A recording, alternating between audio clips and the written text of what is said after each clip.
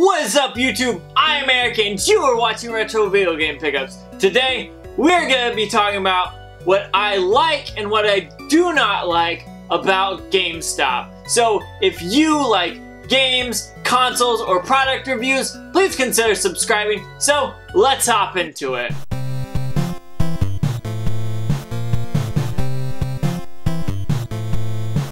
So, I have noticed that a ton of people just love to hate on GameStop, and I understand why they like to hate on them and why they make videos, because it just gets them enormous views and they just seem to get the clickbaity titles and whatnot, like this one might have. But other than that, I'm going to talk about why I like GameStop and what I like about it and what I don't like about it. So I decided to make this video after watching Superhero Game Squad talk about why they love GameStop. Now, GameStop, don't get me wrong, has some really cool things that they do, but also it's a big corporation that has a lot of bad things. So I decided I would talk about what I personally think is good about it and what I think is bad about it. So I'm gonna get the bad stuff out of the way first. You probably know there's a long laundry list of bad things, but I'll give you guys a few of what I think and why I don't like them. Now, the first and the very worst thing is opened boxes for brand new games. No one wants to pay full price for a game that you, GameStop, opened and set on your shelf. No one likes when a game has been unwrapped and put on a shelf. That's not even a new game anymore. That's used. But I understand why they do it. They gotta take it apart so they can put it on the shelf. Now, I think they should say, okay, since we're using this as a display piece, if you want to buy it, here's 10% off or 5% for letting us use the case. That's cool. That would be great. I think GameStop would go up in my mind if they did that. But they don't do that. They say, here's your new game. It's been opened. The disc might be scratched. The case is all beat up because everyone's picked it up, looked at it, and been like, no, I don't want that. Or they've taken it to the front and gotten a game from the cabinet back there. And you're left with a used game, pretty much. But that's not a huge deal if you do buy new games. I honestly think you should buy used games from GameStop, so that's not a huge deal to me, but it is annoying. The second thing is ThinkGeek. They have 45 to 65% of the store just a ThinkGeek store. Why? That's not a GameStop. Have games. Now, I know the stuff is game related, but have like 10 or 15% of it be game related merchandise or clothes or whatever. I do not like that I walk into my GameStop and on the right there's a kiosk and then games, and on the left there's shirts, merch, cashier, more merch. It's too much. No one wants to pay outrageous prices, and especially not to you, GameStop. But enough of that. Let's talk about why I enjoy GameStop, because I very much do like GameStop. So if you didn't know, GameStop has an Elite Pro and a Pro rewards card. One's $30 and one's $15. So I think the Elite Pro card is well worth it if you do a lot of trades, which I tend to wait around and use and take advantage of, but we'll get to that. And the other one has about half as much good stuff, pretty much overall. It's just like the top tier and then half of the top tier. And so that's interesting. If you don't know or don't have one of these reward cards, those definitely benefit you, and I think those are well worth it, because not only that, but you also get the magazine, which is pretty decent. I mean, it's not the best, but it comes with the subscription, so what are you complaining about?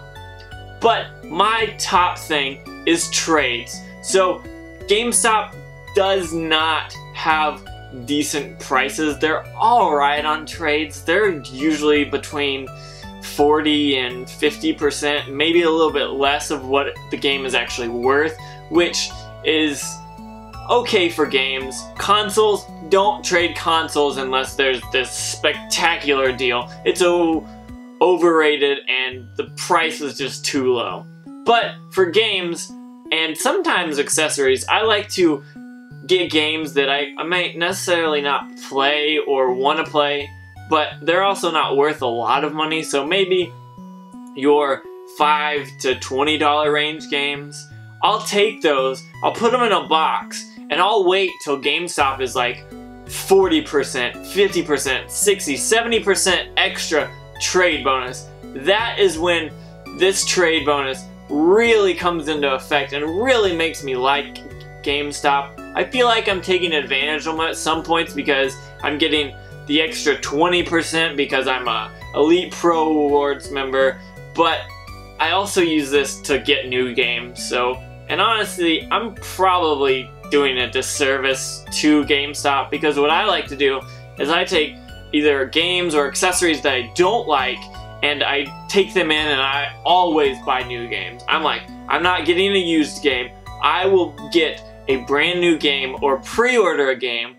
And that's how I got most of my Switch collection, honestly, has been because I will find games that aren't worth a ton, but that I could flip and make a little bit more money on, and then use that towards the Switch game, which usually works out to my advantage because I end up cashing in and have a ton of credit, and then I save it up and wait till that game comes out or those games come out because I know there's multiples in the year. And I did that with the Switch actually.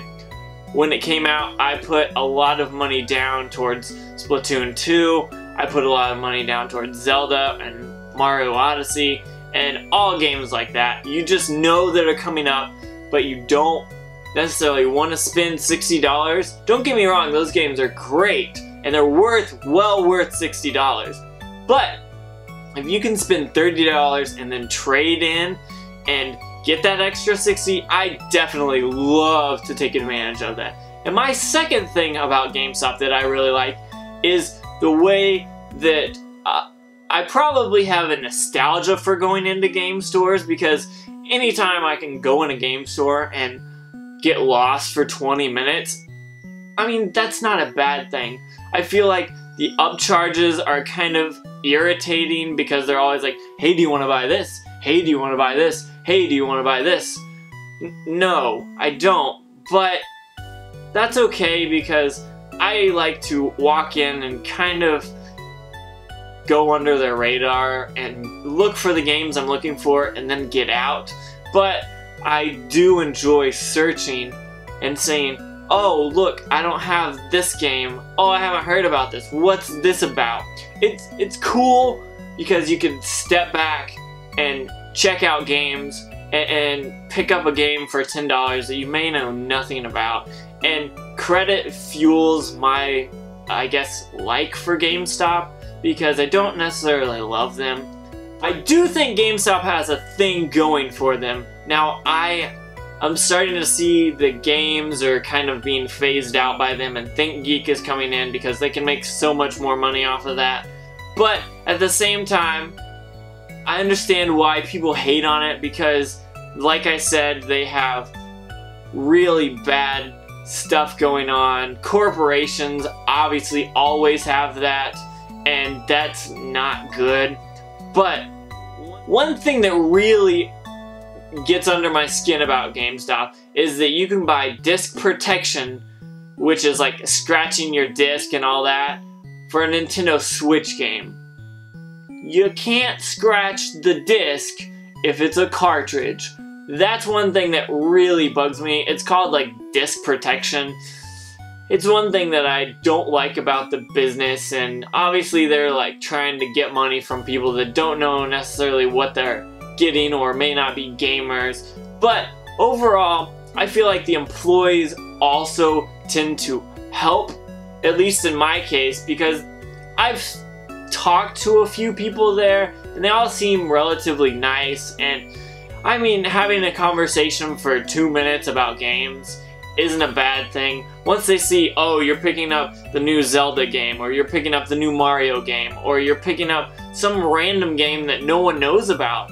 If you go into a store and you see someone talking about that with you, that's kind of gonna make you be more fonder of that place because you're getting that human connection. And I think that's one thing that GameStop has at certain locations. Not all of them, because I've gotten into some that are, but the one that I have locally is very sociable workers. So they're like, oh hey, I see you're getting this game. Well, what do you think about it? Have you played it before? Have you played any of the series? What do you think? Now, I know that's probably them trying to make more money, but in the long run, it seems to be a little communication / social aspect of it. So I think that's cool about it.